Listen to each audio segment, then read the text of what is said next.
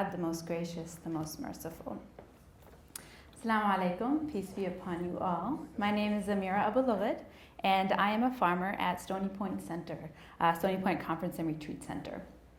One of a number of non-traditional things about the center is its being home to the community of living traditions, a multi-faith intentional community of Muslims, Jews, and Christians who work and live at the center, engaging in the practice and study of hospitality, nonviolence, and justice through the lens of our faith traditions.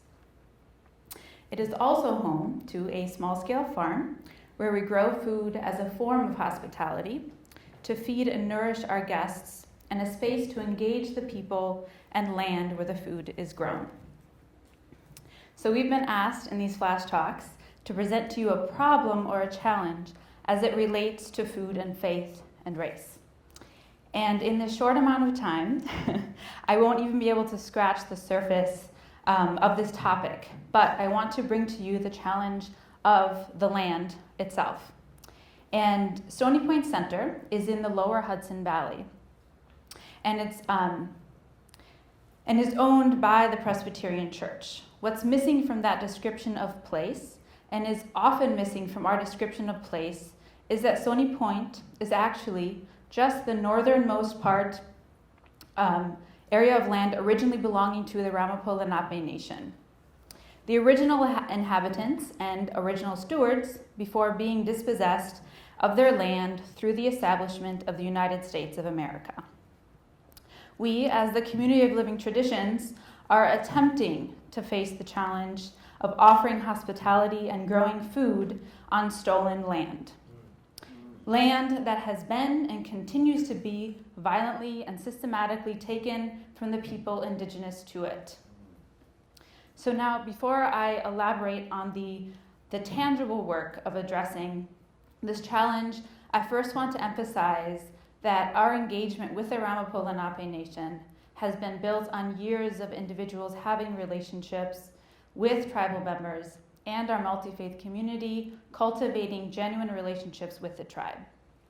Building trust and genuine relationships between individuals in this work, I believe, is what can make institutional change possible.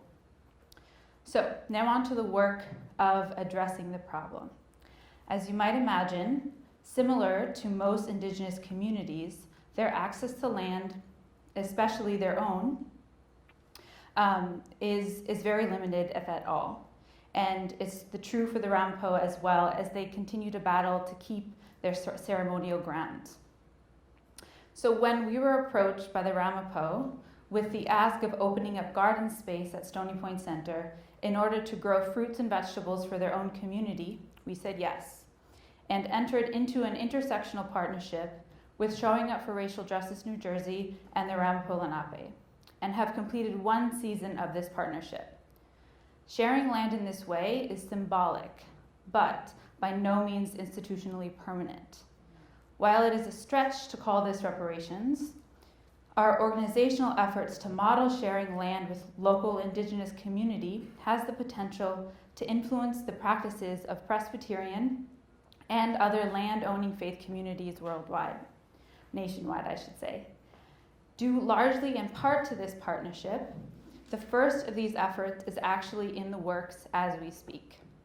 The Stony Point Presbyterian Church, just down the road from the conference center, has recently had to close its doors as a church. A proposal is in the making that returns or gifts the land and building to the Ramapo Lenape Nation. The regional Presbyterian governing body will be voting on this proposal early next year. The Ramapo have a beautiful vision of turning the space into a cultural center and a gathering space for indigenous people of the Western Hemisphere. So now that I've given you a very quick glimpse into a piece of the challenge that we've been engaging as a community, I want to leave you with this question. Do you know whose land you live on? Who were the original stewards of the land that you call home before white settlers arrived? And what's happening in that community now? Thank you.